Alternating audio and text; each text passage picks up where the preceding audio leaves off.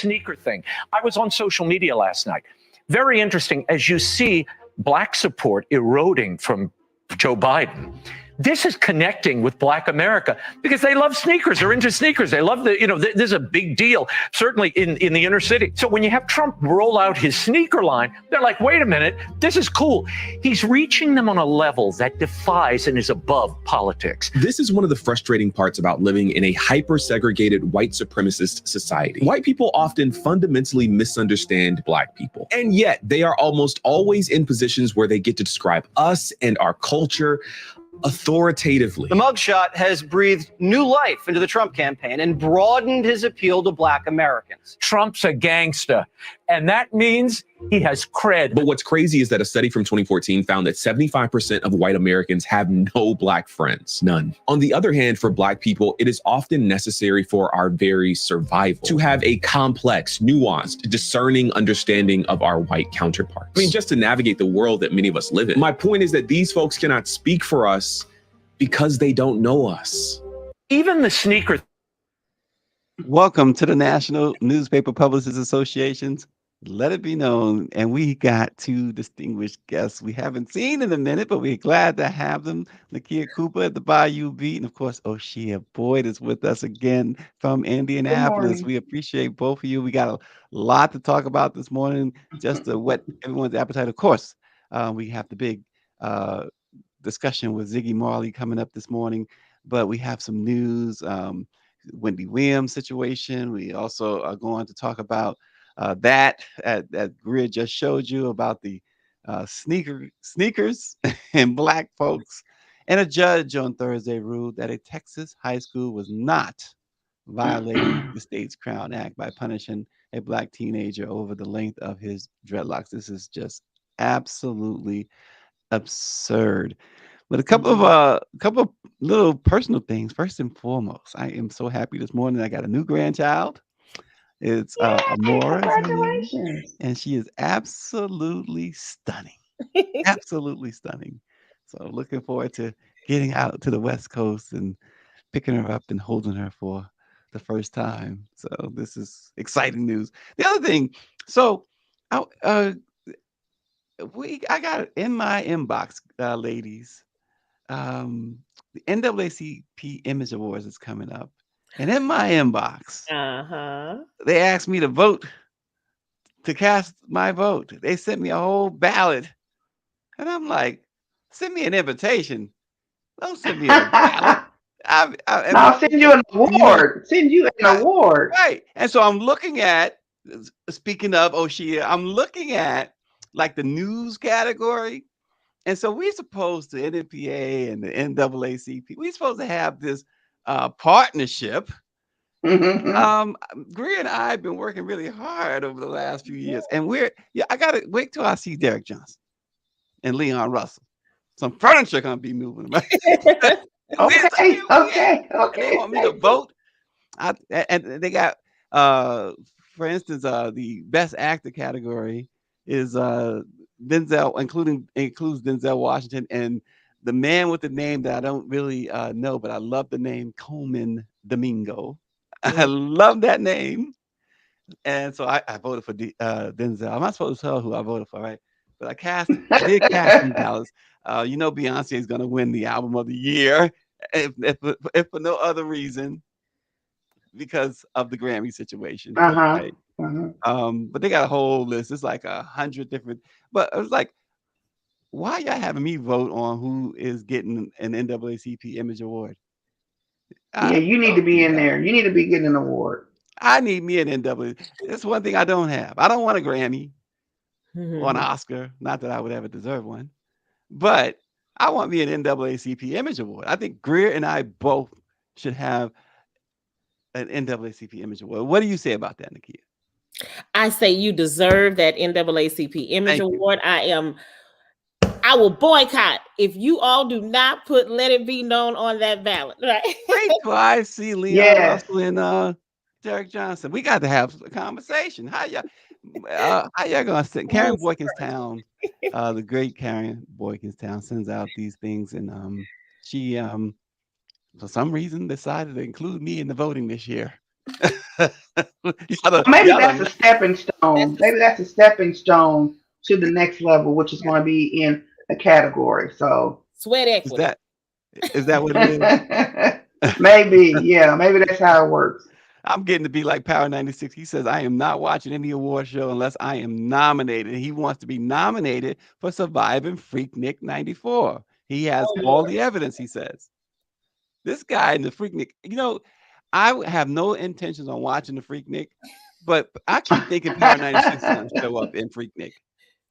What do y'all think? I think because he keep talking about it. He must be in a lot of footage.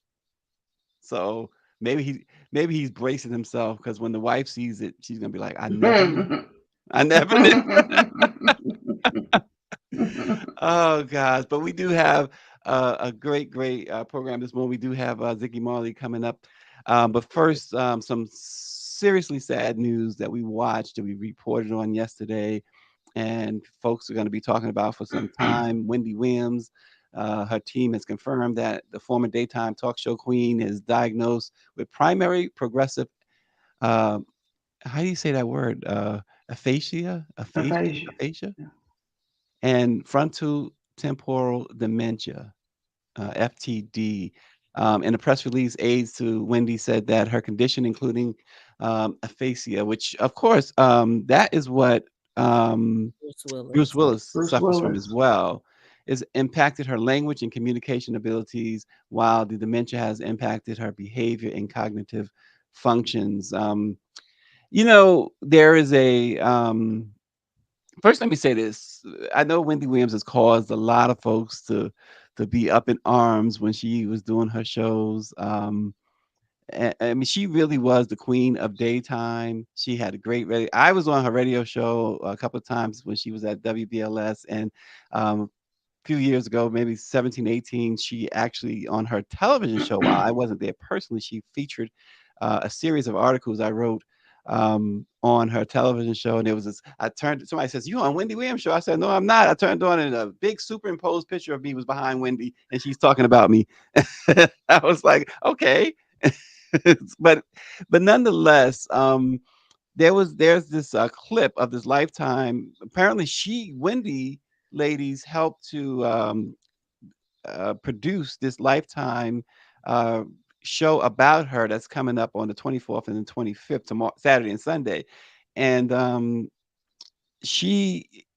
there's a clip of her in Black China that is absolutely, I don't care how you feel about Wendy Williams, whether you liked her or you had issues with her, you had to have felt awful. And I don't know if we have that clip or not, but if we do, it's really, it tugs at the heart to watch this person that we saw so vibrant, so just so herself, right?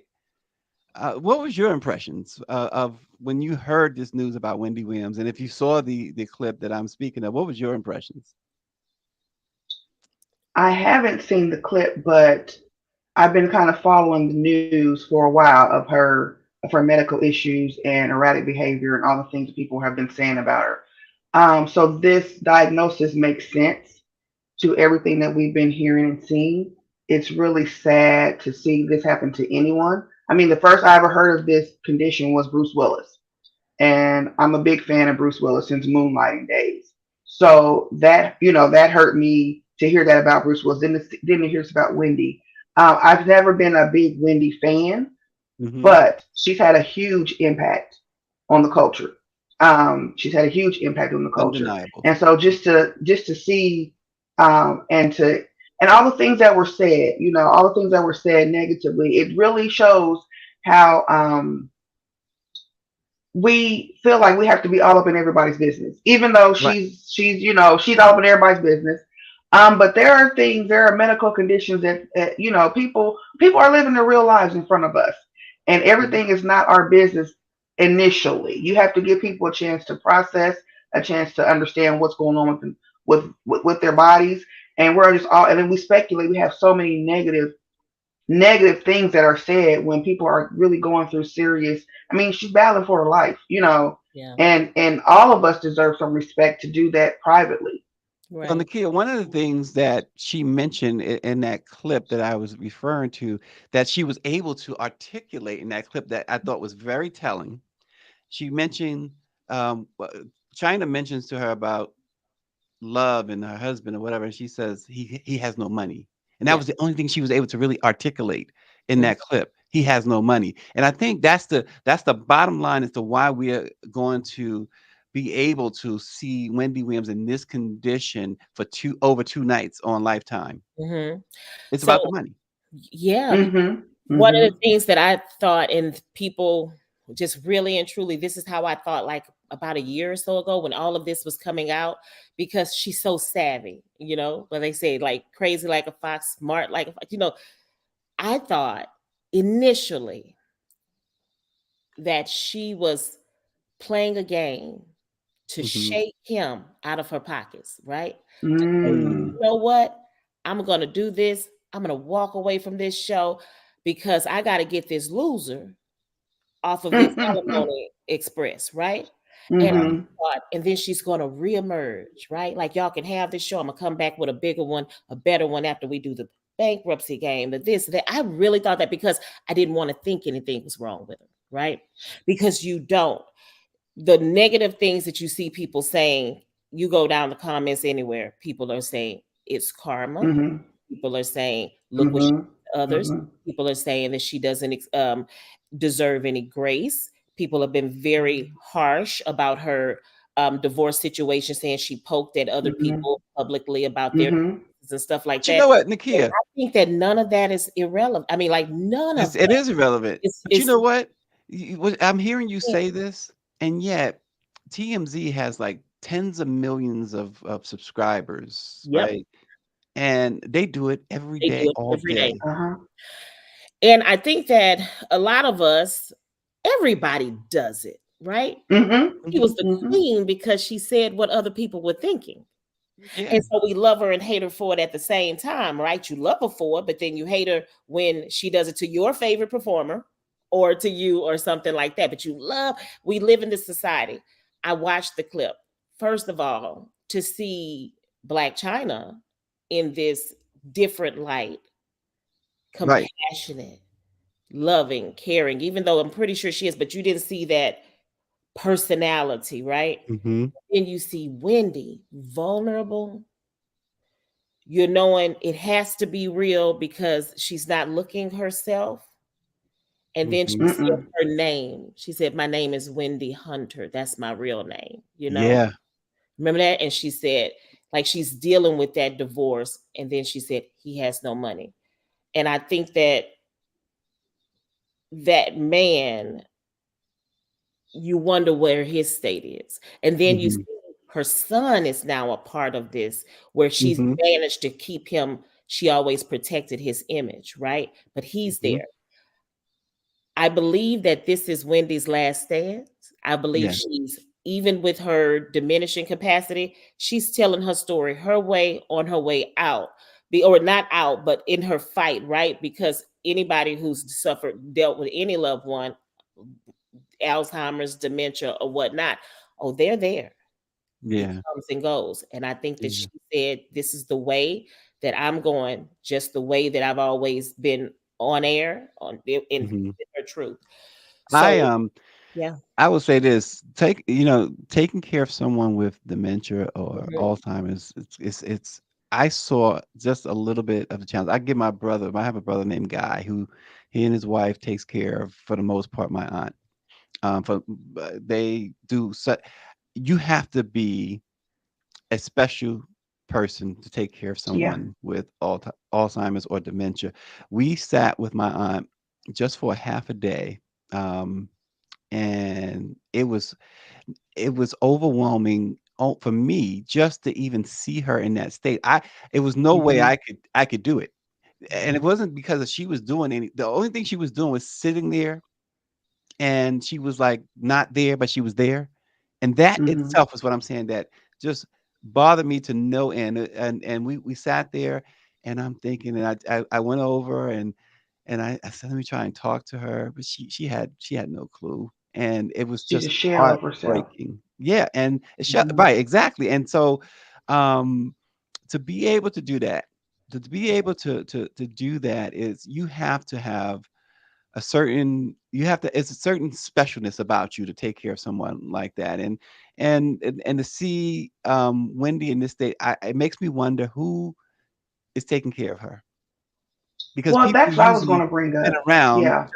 just they're hangers on. She's had so many hangers Hmm. on. So Hmm. who is taking care of Wendy Williams? Well, that seems to be some of the issue here too, right? Is like who is actually her guardian, who is making decisions, her family saying they've been shut out. And this plays out in a lot of families. This is not something that just happens to people who are famous and who have money. This happens so much in our families that we see.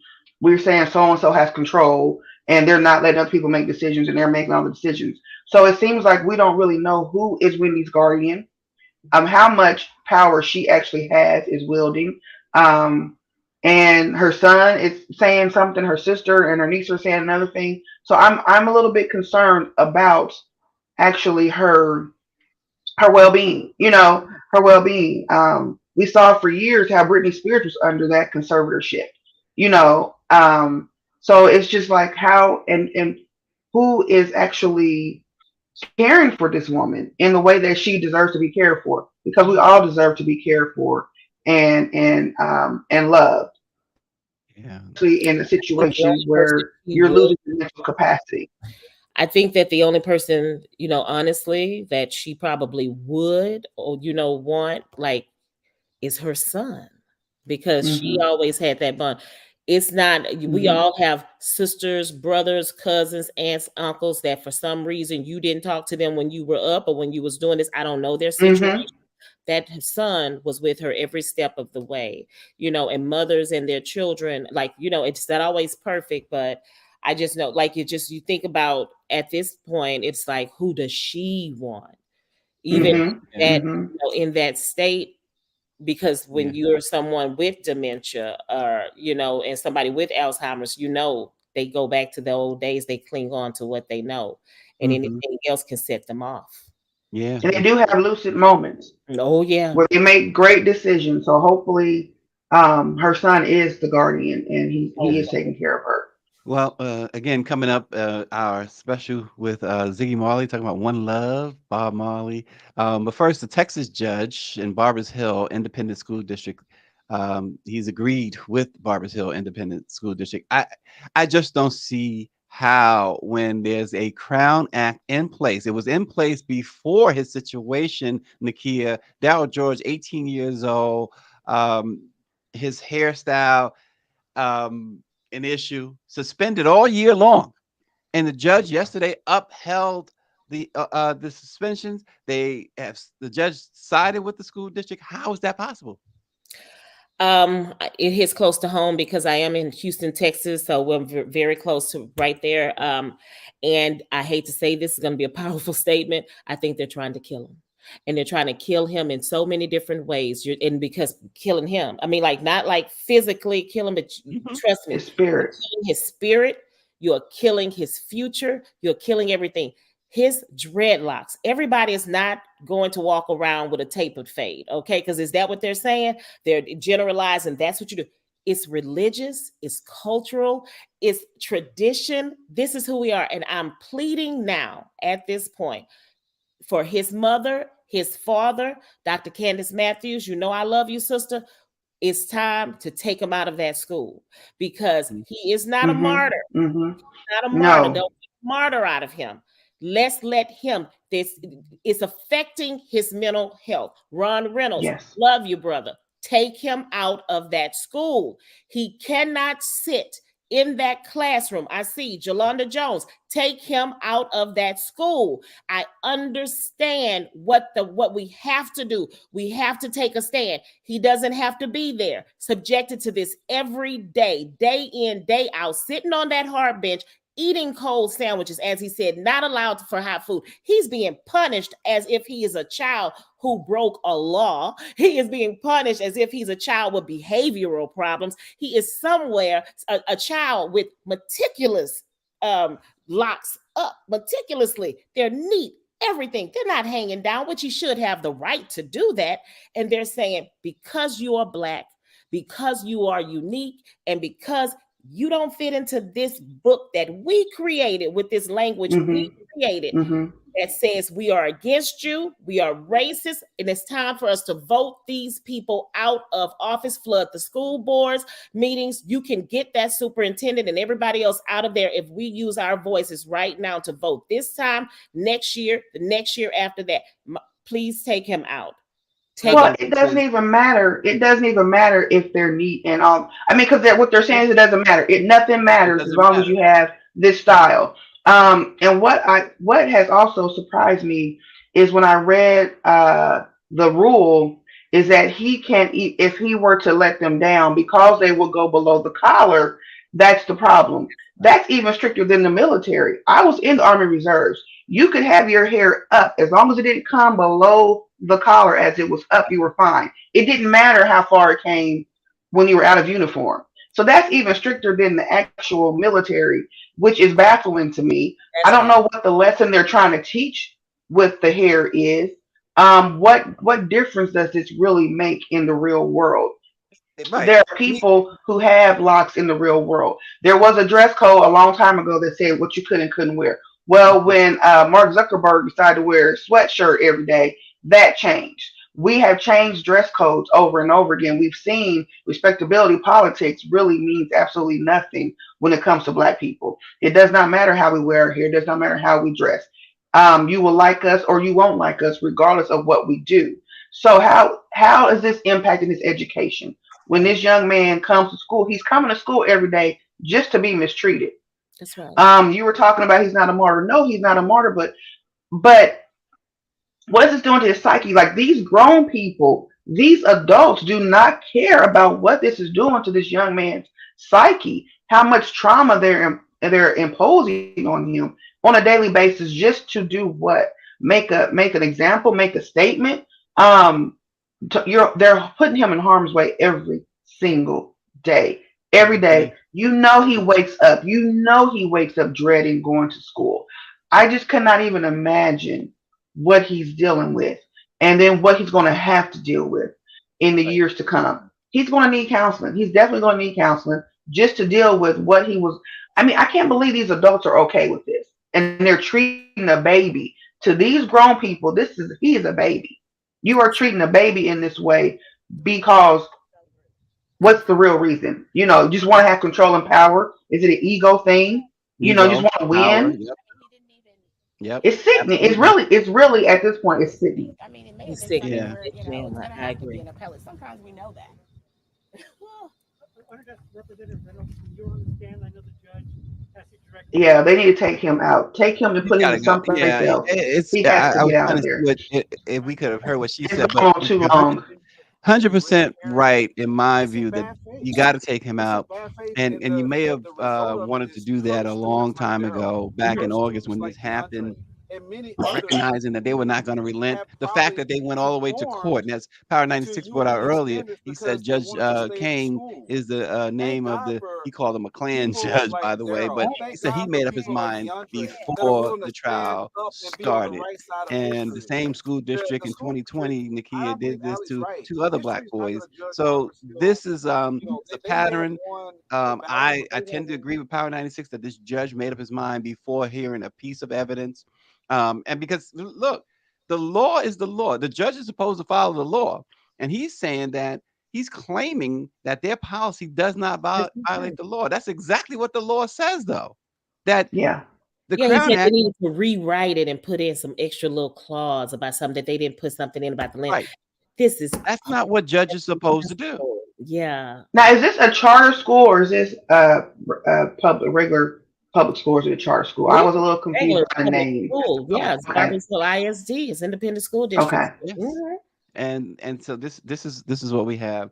And here's what else we have. Oh my goodness. We're played at the top. But Raymond Arroyo, commentary on Fox, who would vote for the twice impeached, 4 times indicted, twice sexual assault case loser, because they love sneakers, is just, and I said this yesterday, it's not just misguided. It's an insidiously racist statement that perpetuates harmful stereotypes. Mm-hmm. It's you know, black men in particular. I saw a video yesterday, and I'm hoping, and I didn't study the video. I'm hoping it was AI, but they showed this black guy and a group of black guys uh, talking about the sneakers, wearing the sneakers, talking about they're the bomb or whatever. Hmm. And I want to believe, and it probably is propaganda, but every black male should be offended. Should be offended because here you just reduce this to okay, we are just into simple materialistic things, something as something as simple as an ugly, disgustingly designed sneaker, reducing an entire demographic to a presumed affinity for consumer product. It's not just ignorant, ladies. It's a perpetuation of racial stereotypes that plagued us forever. I mean, come on. Yeah. I guess I'm not black enough because this does not appeal to me.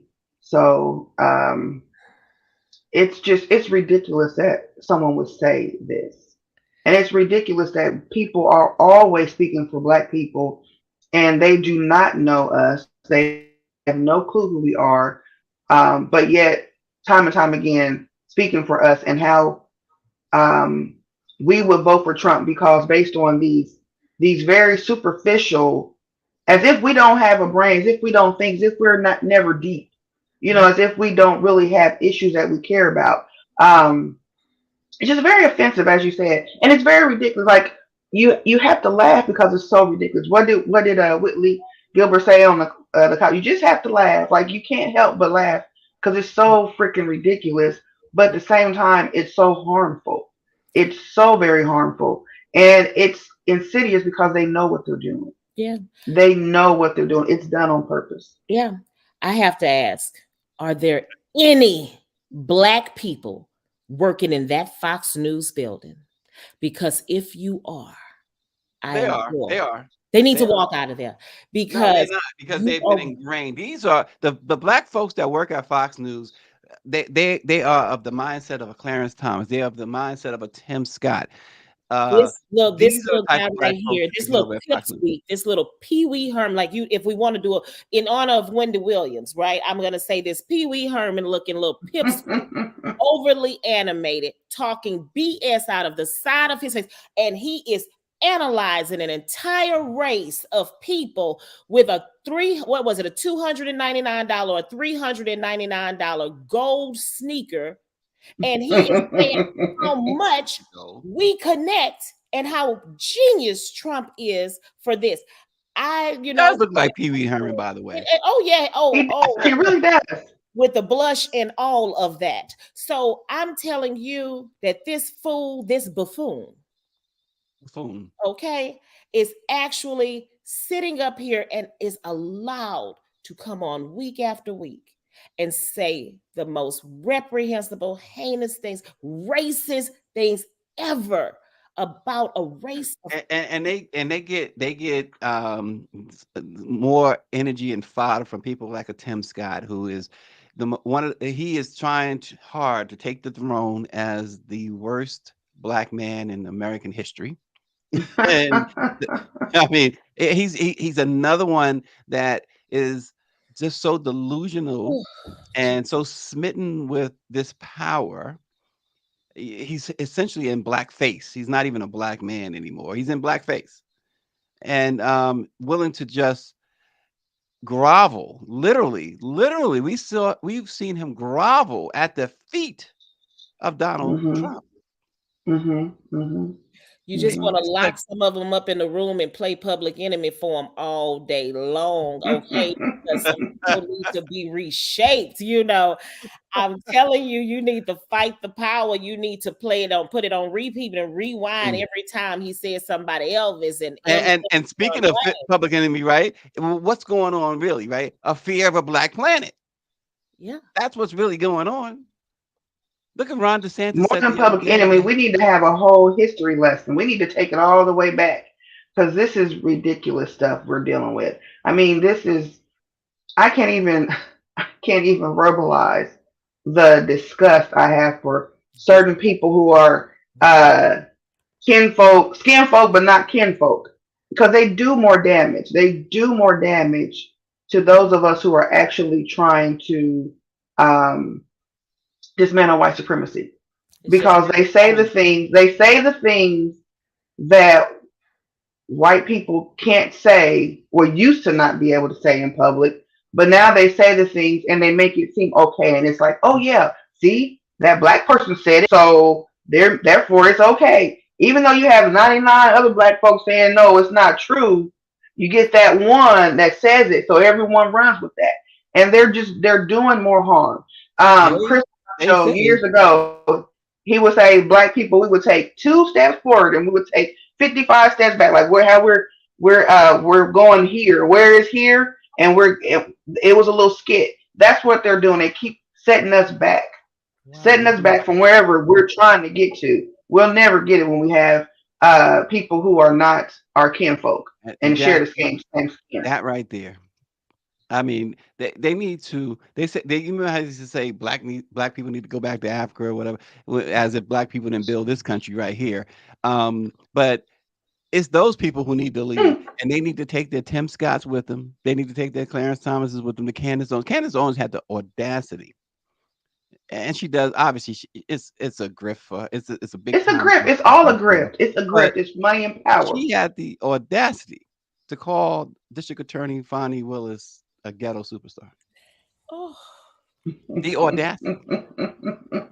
And like you said, Ashia, that because I thought of that when you said what you said, and it made me think like how they will say what it used to be that people couldn't say, certainly white folks couldn't say. But now white folks say whatever. Those MAGA folks say whatever, I should say. And Candace, she wants to be out in front, you know, and to call the district attorney that. Come on, come on. You know, it's about their survival. They are only about their survival. And I think about this often, how people they will sell out, sell their soul for survival, for money. It's a grift. It's a mhm. grift. You I know, think. Mhm. go ahead, I'm sorry. No, you. I didn't mean to interrupt. No, I'll say it. Go. Mm-mm. No, go ahead, go ahead. I think it's gonna be a day that, well, we'll definitely see it when the Tim Scotts and the Candace Owens, when they realize, as Mr. OJ Simpson did one day, that you black. See, when they deliver that justice to you, when they turn on you and you realize, then we'll see who you run to then. But guess what? Mm. Us, the gold sneaker crew, right? We won't be there. Yeah, And we gotta stop being forgiving. We gotta stop being forgiving. we can't, yeah, we can't forgive. We can't keep forgiving. Mm-mm. Not when you've done more harm to our community. No, we can't be forgiving. But that's what they. But see, that's what so many count on, the fact that uh the black community, you do whatever, and then you come back and you plead whatever, like what's her name, Omarosa, and look, Robin Roberts checked her really good. He said bye, Felicia. But they tend to the black folks tend to be more forgiving than anyone else. They look at the guy. I'll never forget the cop that killed his brother. Homeboy gets up. Now people will say, well, he's not African American, he's still black. He gets up, asks the judge, can he hug her? His brother's murderer. Right? She had just been found guilty. And he's talking about, I forgive you. And he hugged, and then he takes it a step further. He says, I love you. Oh, I mean, even the Mother Emanuel shooting, right after that happened, black folks were talking about how they forgive them and they're praying for them and all. That's not me. That's not me. That has irked me my whole entire life. That has irked me my entire life. I don't understand it. I don't understand it. Gria Um, said she fights. Gria said we being soft. She said she fights. She ready to throw hands. She got the Vaseline already up. She ready to get down. Oh, she said she uses a brick too. So look, I ain't fighting her. No, that is something that has irked me, and I've never understood it. I have never understood. You haven't even processed the trauma, and you're already talking about you forgave them. Because we think, oh, don't even get me going. Don't even get me going. But we think this is what we have to do. We've been taught to do this. The bottom line, it's not real. And the bottom line. So Tim Scott, even if you watch any of his segment with Fox News, his mini segments with Fox, that's the only people he'll talk to. And there you have it. There you have it. That's where I'm going with it. That's exactly where I'm going with it. Because even the Fox News be looking at Tim like, oh gosh, you would do anything. And if he is the vice president, Tim Scott, he won't be. Said out loud to Tim, oh, the vice president's job is meaningless anyway.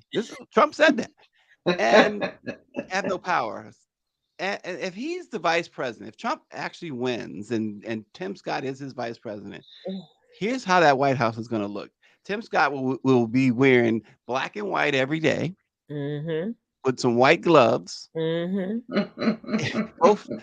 could see doing a meeting with world leaders. Go fetch us some water. You're giving it's given what is that? Samuel L. Jackson and Django. Yeah. Is that what it's giving?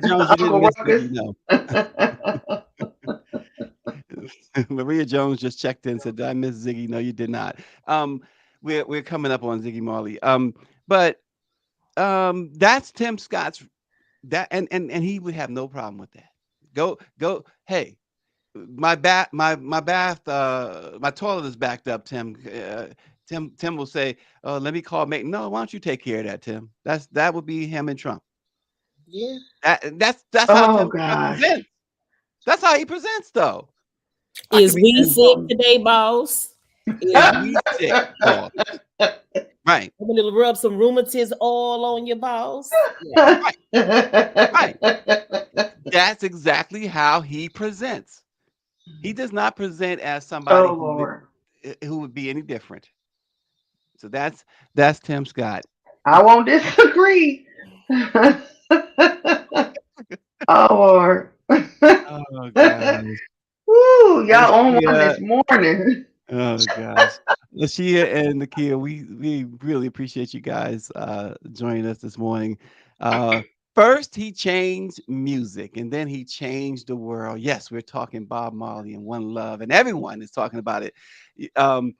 So yesterday, Jason is a great young man that works for the National Newspaper Publishers Association. And he was so excited to edit a story about the movie One Love. And he was like, oh, I want to edit that story. He says, I saw the movie. He was excited. And so many people are excited, just like Jason. Jason is just an awesome dude.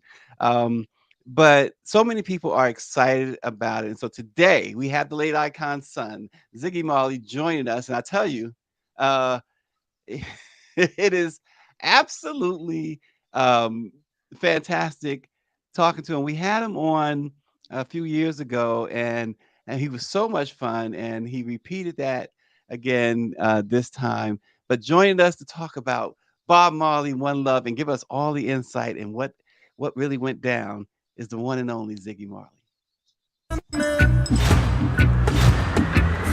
Hope you like jamming too.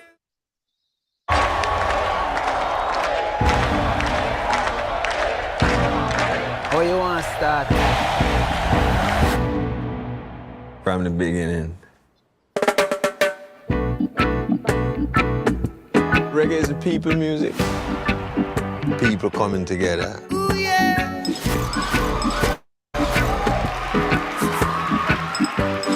You know you're a superstar. All right, well, I'm a superstar. I wanna jam it with you.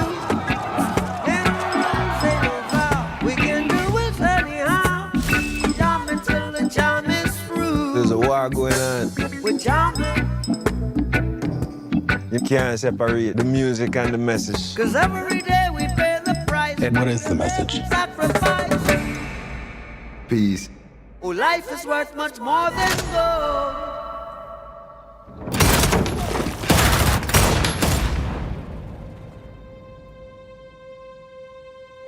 Bob, they try to kill you and your wife. And now you're choosing to return to Jamaica to play a peace concert? Don't you fear for your life? So we gonna walk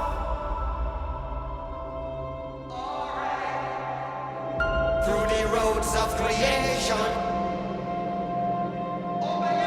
My life is not important to me. Are you satisfied My life is for people. with the life you're living? Do you really think this world will make it?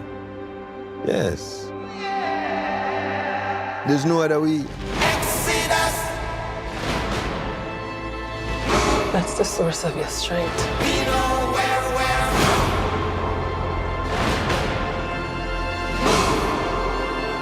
We're leaving Babylon.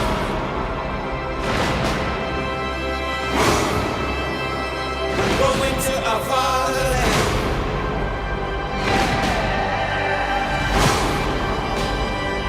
We know where we're going. We know where we're from. Open your eyes and look within. Na, na, na, na. Are you satisfied? Are you satisfied with the life you're living? One love, one heart, one destiny.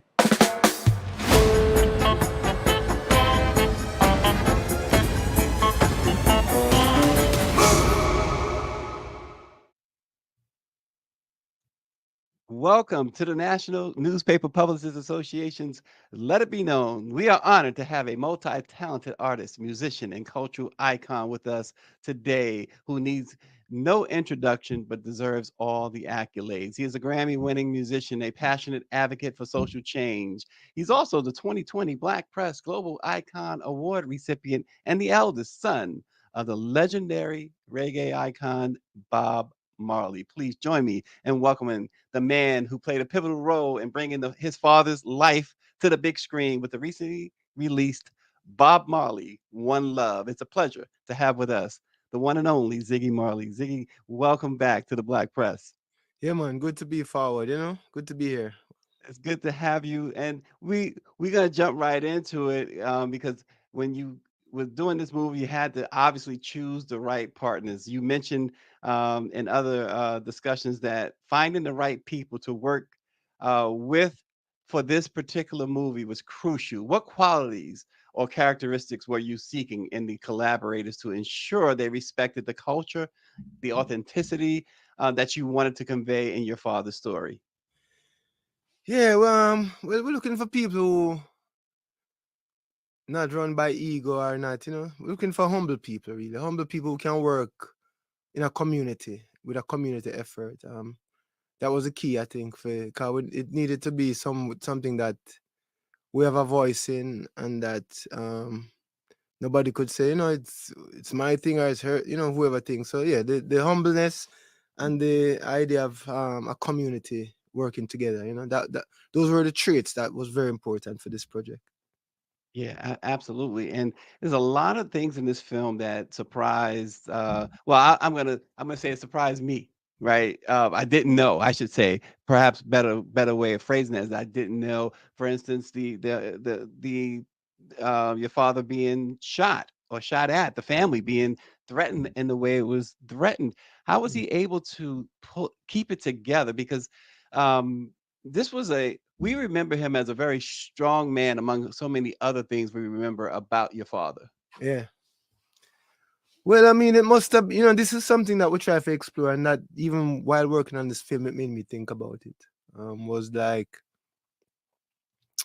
what was the toll that this took on him emotionally or psychologically? I don't think he's not the type of man to really show you, like all of us, we put on a tough exterior while we're really having some serious emotional things happening on the inside. And as a human being, we know that somebody trying to kill you, you go into exile, you're diagnosed with cancer. These things are not something that can easily be brushed off, for Right. anybody, no matter who you is. Like these are things you make you think about things, make you think about life, make you think about mortality. And so we feel like he went through a lot internally, Mhm. and in his own quiet space, where he had to reflect on his inner self. Yeah. And so, yeah, I mean, yeah, the outside stuff is what you can put up, but inside stuff is, it's very rare that we can have a look at that or think about that. I will try to achieve that within the movie by how Kingsley played the character. It's a very introspective type of character that he played, Yeah. And how much strength do you still draw from your father today? Well, I have to say my father and my mother, because I can't be without my mother, Yeah. We never leave out my mother in those type of questions. I never leave out my mother because it's both of them really bring me up and give me strength, because my mother is a strong woman. Yeah. Yeah, my Yeah. mother is a really strong woman, what I say? Like my father's strong, but my mother's strong, what I say? Absolutely. You can't leave her out. You're 100% right, because Yeah, man. if she wasn't as strong as she was, Yeah. then perhaps it would have fallen apart for your dad. No, true. I mean, it's a support, you know what I mean? When you have someone like my mother, it give you strength, it give you courage, it give you support when you're in your, your deepest or darkest moments. You have this home that you can always go to, because this home was there from the beginning. It's not a new home, it's a home that was established from the beginning. And you're very comfortable and confident in that place, knowing that there's no judgment there. There's no judgmental type of perspective. It's just a really love perspective. So it's very important. I mean, we all need, no one is an island. No man is an island. We all need support from some source or somewhere, So yeah, she was a big support for my father. And yeah, I mean, them give me strength because through the experiences I've had with them, my father, show me strength, how him attack his life, in purpose, how much effort he put into that and discipline. And how he stood up for himself and people. Yeah. And my mother the same way, because my mother is like, she's in Jamaica, you have the godfather. Well, them call her Gaddy. So she was a woman, she loved to take care of people. My mother loved to take care of people in a very motherly way. Yes. You know what I say? So I get that from her too, Well, hey, that is fantastic. Ziggy, how did your personal experiences and musical background influence the movie's creative direction, and what challenges did you encounter in translating your father's music to the big screen? Well, I think since me older than my father now, right? So me I was 50 whatever. My father was 36 when he passed away. So he was a wise man. Had a lot of life experience in a short period of time beyond his age. So highly conscious, high level man. But since I've been here, going on with these years, my own human experience as a human being, it gave me some sort of context as to how he felt inside, because I am like my father, right? Where I'm from my Mhm. father, I'm from my mother. We have tendencies that are alike naturally. And so my human suffering that I know of myself, that sometimes I don't show other people either. It's just me within myself. I go through Yeah. what me have to go through. You become your own psychiatrist and your own psychologist. You know what I say? Because you don't really talk to people about certain things. So in that way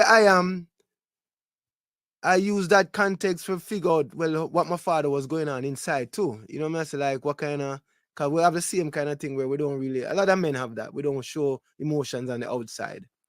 Yeah. Yeah. And so that give me some kind of context of his inner struggles. And as far as the music go, it's easy. The music easy. The music was the easiest thing, really. You know what I'm saying? Like, Well, it resonates. Your family, all your family's music, naturally your father's music, but your music, the rest of your families, it resonates on a global scale.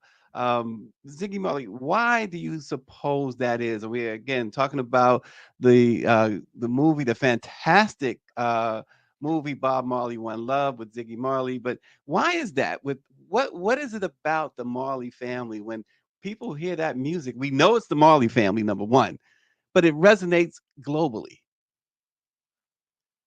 yeah, I mean, you know, we have to thank let's say the ancestors, my father, right? My father, his generation of musicians who came up, they put a spiritual thing into the music that maybe is a bit lacking today. There was something very spiritual, very like mythical about the music and the people that did the music and how they lived their lives and how they thought about things. And there was something that's a different generation of people. It's like, it's really spiritual. And so that spirituality is something that really connects. When it's real, it really connects. It have a strong connection when it's real. And so I feel like that is what it's all about, really, with my father. And he opened the door for him and his generation, opened the door for all of us, right? And so we have gotten, you know, each generation of Marley come, them get a little more pass. Like the door open like a wider for every generation. My father opened it, then we opened it, then the next, you know, it's like, so them they had a head start, you know, a lot of us, we had a little head start, they have a bigger head start. But I think is that we all teach our family, we all come from the same teachings, you know, of love and respect and humanity. I think that is the main foundation of all of us, really. Yeah, and we, you do this movie. It's very personal for you, obviously. We all know that all of us have flaws. There's something about us that perhaps we don't want other people to know. So, how were you able to balance the honesty of your father's life, including his flaws, and the need to keep the audience engaged and entertained? Yeah, well, our whole thing really was just to tell the truth. We never really like we don't want, you know, there wasn't anything that was out of bounds. You know, so we just want to tell the truth, but still be respectful to him and the culture. And really that truth of him is a part of him, but the biggest part of him is him as a servant, really. And him choosing to be a servant, him choosing to sacrifice his own life, to not care about his own life. Right. Because by the end of the movie, he doesn't care about his life. You know, his life is not for him. He doesn't want it if it's just for him. So that's the biggest side of him, really. But the flaws and the stuff, yeah, we explore that. We never have any inhibitions about that because we're not hiding it. We're not trying to hide anything, you know. We're not trying to hide it. He's an open book too. He's not like everybody. You know, people that know Bob know him, you know. Them know whatever. Them know all side of him, you know. So he's a man that you don't mess with. He's a man will knock you out too if you mess around. You know what I'm saying? You know, it's that Are you describing yourself as well, Ziggy? No. No, I've learned a lot from him. Yes, obviously. You know, you have such as we said earlier, you have such a big family, right? Um, and folks will say, "Well, how do you get everybody in the family in the movie?" Obviously, everybody in the family is not in the movie. How did that go over at the dinner table if someone was left out? So we try to get everybody in as much as we could. You know, there's kids running around. There's a lot of kids running around. We couldn't name everybody, but there's a lot of kids running around. So in some way, everybody's represented who was born in that time period. Yeah, man. No, everything was cool. I mean, we never have an issue. Because I mean, it's not like everybody is running the ship. You know, we have to delegate responsibility. Because if you have too much things, it can't work. So you delegate responsibility, and then you have that responsibility, and then you can take suggestions or ideas, from family members, but everybody can steer the car. You have to have Right. one driver. Well, this movie, Bob Marley, One Love, now holds already, we should say, holds the record for Jamaica's biggest opening day. It raked in and reported over $80 million right away. But beyond the success of the movie at the box office, how do you hope this accomplishment will contribute to the growth of Jamaica's filmmaking industry there and showcase the global talent the talent you do have there on a global scale, I should say? Yeah, I mean, another one of the records it did was that Valentine's Day opening, like the biggest Valentine's Day opening. Mhm. That's another record. So we made some records on this one. No, it really for Jamaica, it was a boom. It was a boom to the industry, it was a boom to the communities that we went to, a boom to Jamaica in general, and hopefully it will have lasting effects on the people interest in Jamaica. So yeah, Jamaica was, I mean, it was a no-brainer that we would have to do something in Jamaica. We did the premiere in Jamaica, we filmed in Jamaica, we employ a lot of people down there while we're doing it, we help out the communities. The Paramount Studio left back some improvements to schools. We did so there's a lot of things that we haven't talked about yet that the movie has done in the Right. space of charity and just good works that we haven't really spoken about, but we've done a lot of good things. But because we can't make a movie about Bob Marley and just go down there and just make a movie, you really have to do some good work with that too. Right. Besides, so we did some of that. And feel free, Ziggy, talk a little bit about the great things that have come out of this so far. Like you mentioned, the charities, the building of things, and what it's doing already for Jamaica and beyond. Yeah, well, there's a school down there that the studio they built like what do you call it? It's a pavilion where the kids them can learn outdoors. Oh, okay. Sometimes it get really hot in the summertime, so them build like a new space for the kids them. And while we were there, we did a lot of programs to help people, people who are hungry. Also in terms of employing just the kids from the community, just a lot of jobs created, a lot of shops opening, a lot of stores, within the community. So I was happy to see all of that, all of the positive thing. And more importantly, Yeah. it brought a peace to the community. It brought like everybody everything was just peaceful and quiet. Everything have to quiet down. No hassles, And certainly a story that many people obviously have been looking for a long time. Why was now the right time? Well, I don't know. I mean, I know it was the right time now, not because of anything that I thought about years ago, but because I'm living. Because in the present, I realize, yeah, it's the right time. It wasn't planned like this. So it's not like we foresaw this happening in this time. Like it just we had I like to put it this way: the spirit moved me to make an effort to explore the idea of doing a film about my father. The family agree with us, and so we start explore that, and then everything just fall into place the right way. And even the release date wasn't because there was a lot of things happening. There was a strike that delayed us, and I always say everything for a reason. Like everything happens for a reason in our world, and so we were never like concerned about the time because we know it would have worked out how it's supposed to work out because that's our experience. Like, so we just cool and make things work out how it work out. When the universe speaks, we just listen and be happy with what the universe is giving us. And what and so I see Greer's asking some questions. He says, "What do you think your father would say about this new era of Marley music?" The new era of Marley music? What would your father say about it? New era of Marley music, meaning the Sons. Oh, the Sons and thing.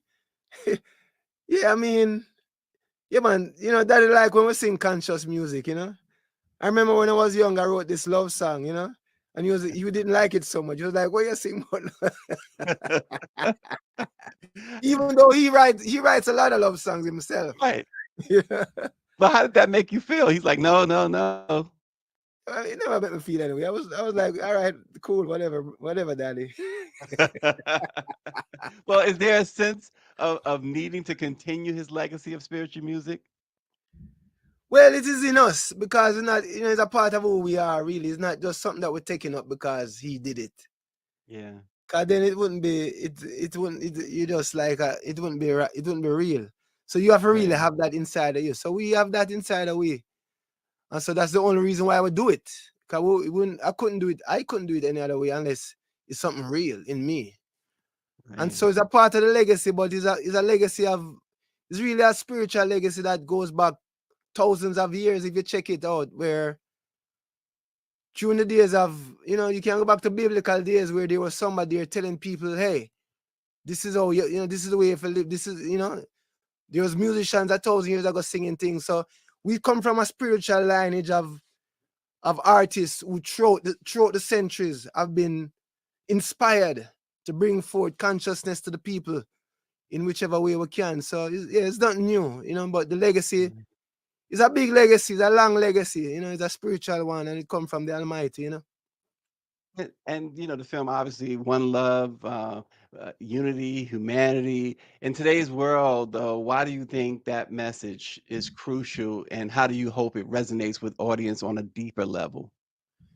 Yeah, well, when we look into the world right now, this is the only let's say product, the only messaging, even in the marketing of this movie, it's the only messaging out in the world that's dealing with unity and love for humanity. It's the only thing that there's not, even in media, there's nothing out there that is inspiring people to love each other.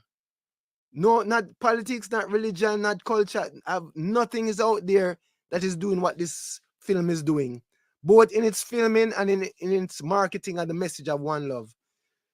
So we find that very appropriate in this time, because as we say, let's say the negative forces are them upon them last straw. They're really going at it heavy. The negative, they're like, cause them know something about for happen, So them really is like negativity is us, them bombarding us with negative energy, So we come with a positive energy, because who else are gonna bring it but, coming from someone like my father. This is his thing. This is what he does. And he's doing something for the world right now through this film, We learned too, like for instance, Exodus. It played a pivotal role in revitalizing your father's career. Can you share a little insight, if you will, into how the album reflected his personal journey? And speaking of the politics of today, the political climate of that time. Exodus, well, Exodus really, because I've heard the raw tapes, and the raw tapes have even more stuff in it that is not on the record. But Exodus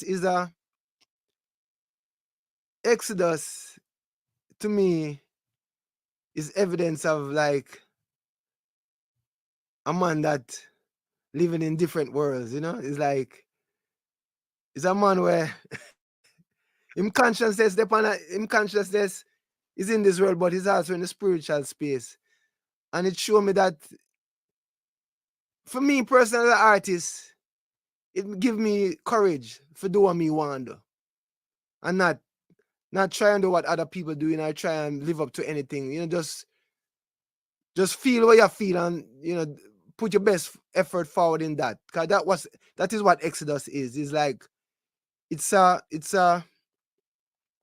expansion of consciousness, an expansion of musical exploration. You know what I mean? So my father is a very open-minded man. It speaks to that. It speaks to him not being somebody who just wants to stay in a box, or want to satisfy critics, or satisfy purists, or whatever they want to call them. Because back in those days, many people criticized him in the roots. Oh, Bobby's not roots. He's not roots. He's blah, blah, blah, blah, blah. Whatever. But you can't follow that. You know, you just have to be who you is and do your work. You know. Yeah. Yeah. Do you do, do you think he knew at some point, did he realize at some point the impact that he was having, not just on Jamaicans, but everyone else? Did you because I grew up in New York, and I know growing up, there's a lot of folks, even when he was alive, they talked about him. When he passed, they never stopped talking and trying to imitate Bob Marley. Did he get the sense of his impact? Not, I mean, it's much more impactful now, right? So this impact that he's having now, that he's have since he passed away, there's no way he could have felt that.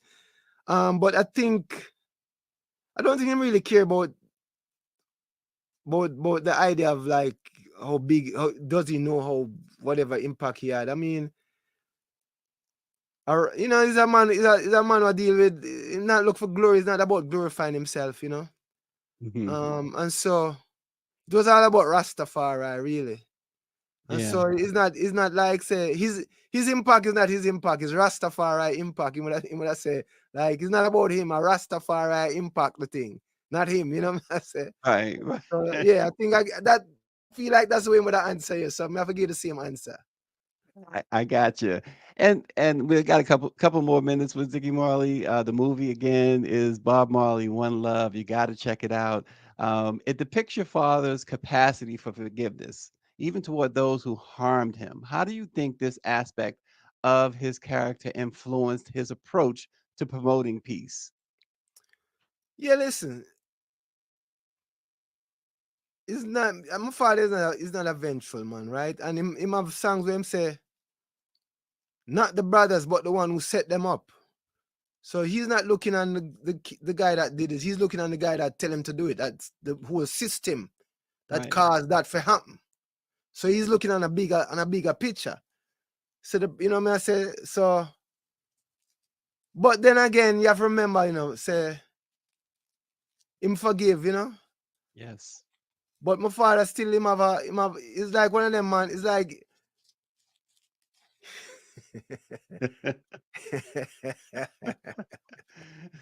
father was the top of the food chain. So you know, it's like everybody know what's up. If you know, so him can say, all right, young, he'll forgive, you know, everything all right.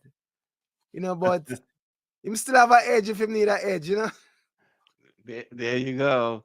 And so this film, it has this powerful performance. It's in the trailer. We're not giving anything away, Yeah. but this powerful performance of One Love in Jamaica. How did it feel to see those iconic moments recreated on the screen? And what memories or emotions did it evoke for you personally? Yeah, for me, I mean, I will film those scenes in Jamaica too, you know. The One Love and Smile Jamaica thing. I think not just for me, but because this is how, like, working in Jamaica, we had some of the same people who were like some of the same musicians who played on that concert were extras on the stage, on the set.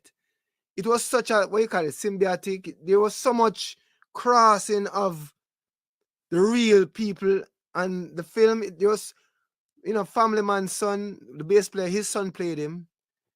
Junior Marvin, his son played him. There was a lot of cross, and it very organically too. It's not like, oh, let's get.